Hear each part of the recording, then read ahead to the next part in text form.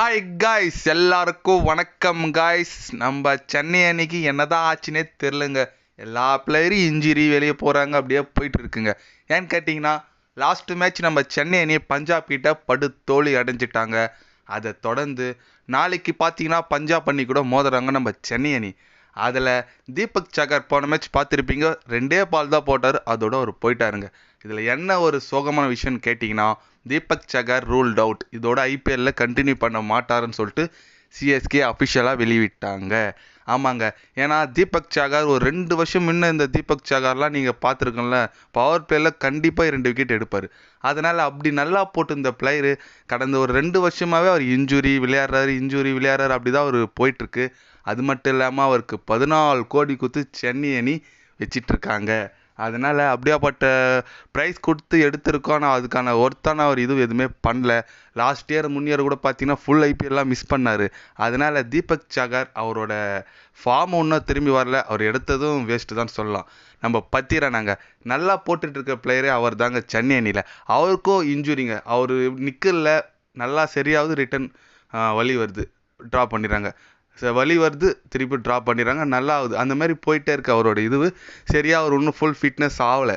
அதனால் அவர் இல்லாதது சென்னை அணியில் ட்ராபேக்கு. போன மேட்சும் அவர் விளையாடல. தோக்கத்துக்கு முக்கிய காரணம் அவர் இல்லாதுன்னு சொல்லாங்க. ஏன்னா நல்லா போட்டுட்ருக்க பிளேயருங்க, நல்லா ஃபார்மில் இருக்கிற பிளேயரு. அப்படிப்பட்ட பிளேயர் சென்னை அணி எடுத்திருக்காங்க. நல்லா போயிட்டு இருக்கும்போது இன்ஜுரியால் பெரிய பெரிய மேட்செல்லாம் தோக்க வேண்டியதாக இருக்குது. அவர் இல்லாதது கண்டிப்பாக சென்னை அன்றைக்கி ட்ராப் பேக் தாங்க. அது மட்டும் இல்லை, வேர்ல்டு கப் வருது, அவர் வர ஸ்ரீலங்கா அணியில் விளையாட மாட்டாரா, அதே ஒரு சந்தேகமாக இருக்குது. வெயிட் பண்ணி பார்க்கலாம், நம்ம பத்திரனா அடுத்த மேட்ச் வராரான்னு சொல்லிட்டு. வந்தால் கண்டிப்பாக நல்லாயிருக்கும்னு நான் நினைக்கிறேங்க. அதுக்கு அடுத்து பார்த்தீங்கன்னா தேஷ்பாண்டே ஃபஸ்ட்டு ஃபார்ம் இல்லை. இப்போ தான் ரீசெண்டாக அவர் அந்த 4 விக்கெட்லாம் அவர் எடுத்தார். அதனால் திரும்பி ஃபார்முக்கு வந்துட்டார் தலைவர். கண்டிப்பாக நல்லா இதுக்கு மேலே போடுவார்னு நினச்சோம். அடுத்த மேட்சே ட்ராப் பண்ணிட்டாங்க. கேட்டால் இன்ஜுரின்றாங்க.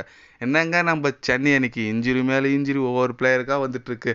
அவருக்கு இதுக்கு மேலே கண்டினியூ பண்ணுவாருன்னு சொல்லிட்டு அஃபிஷியலாக கூட வெளியே வரல தகவல். இது வரைக்கும் அவரோட இன்ஜுரி அப்டேட் எதுவும் இல்லை.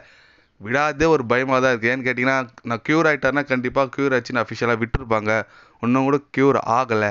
அதனால் சென்னை அன்னைக்கு ஃபாஸ்ட் போலிங் ரொம்ப யூனிட்டு இதுவாக இருக்குது, வீக்காக இருக்குது. ஏன்னா நல்லா போடுற பிளேயர் எல்லாருமே இன்ஜுரி ஆகிட்டு இருந்தால் எப்படி? ஷர்துல் தாக்கரை வச்சு தான் போன பொழுது தலைவன் ஷர்துல் தாக்கர் போட்டாலே 40-50 ரன் அடிக்கிறாங்க 4 ஓவருக்கு. அதனால் சென்னை அணி போலிங் ரொம்ப வீக்னஸ் ஆகிட்டுருக்கு. அதுலேயும் பார்த்தீங்கன்னா, நம்ம முஸ்தபிசர் ரஹ்மான் அவரும் நல்லா போட்டுட்டு இருந்த பிளேயர். அவரை பார்த்தா பங்களாதேஷ் அணி நாடு திரும்பு வந்து எங்கள் டீமுக்கு நேஷ்னல் டியூட்டி விளையாடுன்னு சொல்லிட்டு கூப்பிட்ருக்காங்க. அவரும் போயிட்டார், நாடு திரும்பிட்டார். அதனால் நல்லா போட்டிருக்க பிளேயர்லாம் ஒன்று இன்ஜுரி ஆகிடுது, ஒன்று அவங்க நாடு திரும்பிடுறாங்க. அதனால் அப்படி இருக்கும்போது சென்னை அன்னைக்கு ரொம்ப ரொம்ப பின்னடைவாக இருக்குங்க. முஸ்தபிசர் ரஹ்மான் கண்டினியூ பண்ணியிருந்தால் கண்டிப்பாக நல்லா இருந்திருக்குங்க. லெஃப்ட் ஆர்ம் பவுலர் வேறு. இப்போ சென்னை அணியில் லெஃப்ட் ஆர்ம் பவுலரே இல்லை. அதனால் அவர் போயிருக்குது சென்னை அன்னைக்கு ரொம்ப ரொம்ப ட்ராப் பேக்குங்க. எவ்வளவோ கம்பல் பண்ணி பார்த்தாங்க பங்களாதேஷ் கிரிக்கெட் வாரியம் கிட்ட நம்ம பிசிசிஐ. ஆனால் அவங்க ஒத்துக்கலை. நேஷனல் டியூட்டி தான் முதல்ல முக்கியம்னு சொல்லிட்டு முஸ்தபிசர் ரஹ்மான் ரிட்டர்ன் கூப்பிட்டுட்டாங்க. அதனால் சென்னை அணி இந்த மாதிரி ஒரு வீக்கான போலிங் அட்டாக் இருக்குது. இதை வச்சுக்கின்னு பிளே ஆஃப்ஸுக்கு போகுமா போவாதா, நீங்கள் என்ன நினைக்கிறீங்கன்னு சொல்லிட்டு கமெண்ட் பண்ணிட்டு போங்க. அப்படி இல்லைனா போகிறதுக்கு பிளேயருக்கு பதிலாக எந்த பிளேயர் ரீப்ளேஸ்மெண்ட் பண்ணால் உங்களுக்கு நல்லா இருக்குன்னு நினைக்கிறீங்கன்னு சொல்லிட்டு அதுவும் கமெண்ட் பண்ணிட்டு போங்க. இது போன்ற ஸ்போர்ட்ஸ் நியூஸை தெரிஞ்சுக்கணுன்னா சேனலை சப்ஸ்கிரைப் லைக் பண்ணிக்கோங்க.